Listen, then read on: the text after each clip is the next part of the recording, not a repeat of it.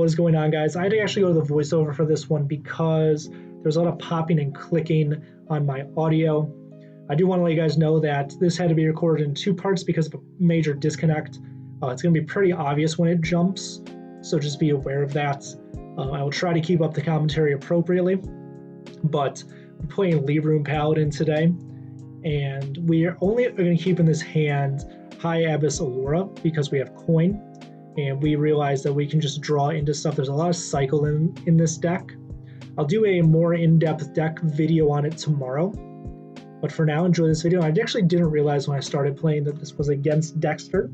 If you guys don't know who Dekkster is, he's an awesome Hearthstone content creator. And if you have never heard of him, first of all, why not? And second of all, I'm going to just link his YouTube, Twitch, and Twitter in the description below. Be sure to check him out because he's awesome. But check him out after this video is done. So our first turn play is pretty obvious, just Outdoor Attendant, and the cut is coming up, so just be aware. I'll explain what happened in between after the cut happens. So yeah, so basically what happened was Dekkster played a minion which I traded into, and then he cleared the Outdoor Attendant. I played a Loot Hoarder for cycle and one of my brooms to trade into that minion. He played bees and also Zephyrs, which deadly shotted my remaining minion. A misplay there. We should have probably played the second Libroom of Wisdom. My thought process there is I don't want it to be silenced. I don't know how much silence Dekkster runs in this deck, or if any. I've actually not looked into this deck. But the idea with this board, with my game plan right now, is to keep his pressure off board and just make our own big things to smack him in the face with. So I probably do a lot more trading in this game than I should. I probably shouldn't be trading as much as I am, but yeah, we'll see how it goes. Kind of waiting I think he's waiting to see if he wants hero power. Get some armor. Seeing if those things want to trade or not. I don't think they end up trading.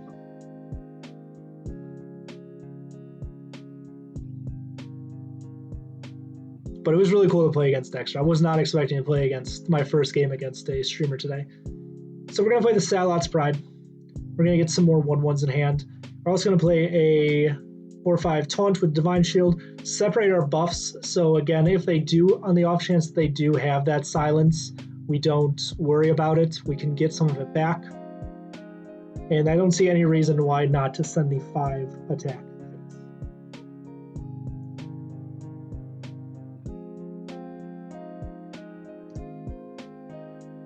So this is when I was freaked out. I realized it was Dekkster after I looked because he played Zephyrs, but this I was like, he's playing a 5/10 legendary that never sees play. What is this man doing? And it's awesome.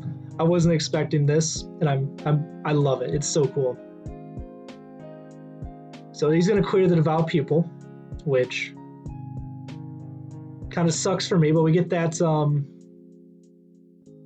Libroom back. So now my idea here is I want to draw into my animated broomstick so I can clear this and send 5 face, and luckily I do draw into that, as well as some more cycle. So the idea here is to play the 1/1, draw a card. There's a ton of cycle in this deck. There's so much to draw. We play the other Salot's Pride. We're going to buff the Salot's Pride, run, and then make it all have Rush. Run the 4/2 in, draw my cards. Fortunately, I can't play any of them. If we got Penflinger, it would have been really nice. We didn't, unfortunately.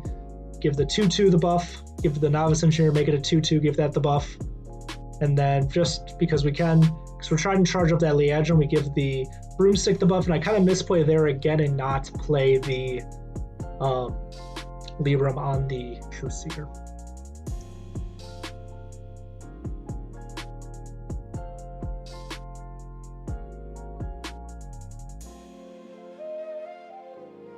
So I'm kind of thinking we're in a good spot right now because we're so far ahead on board. The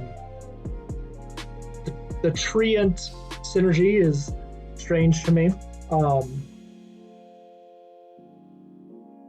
And he does get some pretty good value off of this tree and stuff. I would say for seeing this deck for the first time, I think this is a really cool creation in that if I had the dust and I would actually kind of craft this deck to give it a spin or two, but unfortunately I don't have the dust. Can't do much about it though. He's going to play the Force of Nature, which summons three 3/3s because of the buff. Going to play a squirrel, and then I'm like, well, this isn't that bad. And then I see the arrow and he plays the...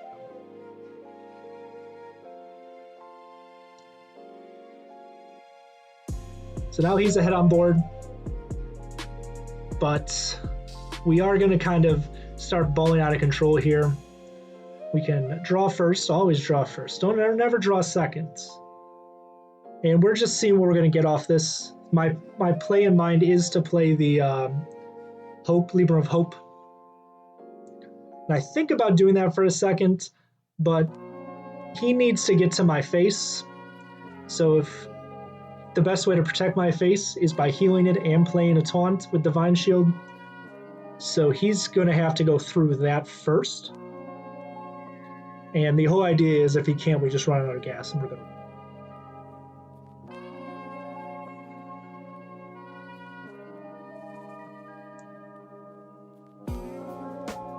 So I'm kind of watching because I don't remember exactly what happened. My eyes kind of went, kind of like in the moment I was playing, I was like, I'm playing against a huge person in the industry. That's so cool. And that's where my head was for a lot of this. So excuse me if I do get silent for parts of this.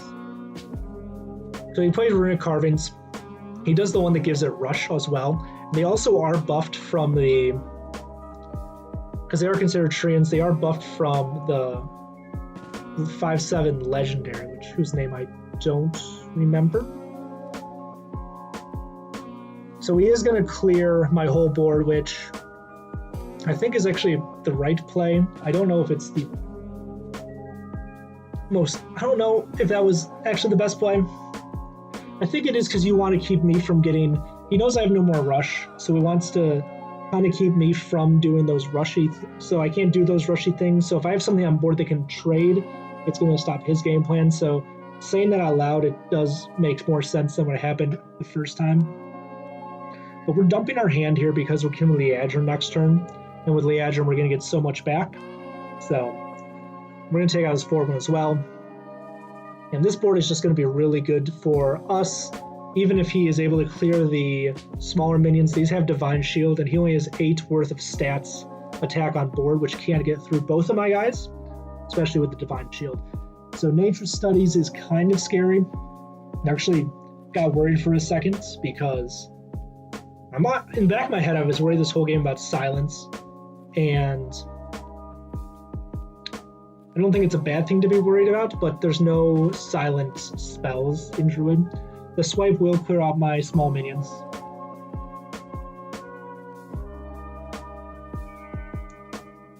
But he can't, I'm moving this arrow frantically because I know that he can't clear everything here. He can take out one of them, but that's about it. So now I have the option to play Liadrin again, or buff. Actually, I buff first, and I'm thinking I could play Eldor Truthseeker, and I think I end up doing that because I can, again, keep my hand with really low-cost spells and Penflinger. Now I want to just take it off board so he can't do anything with it. And I think that just about closes out this game.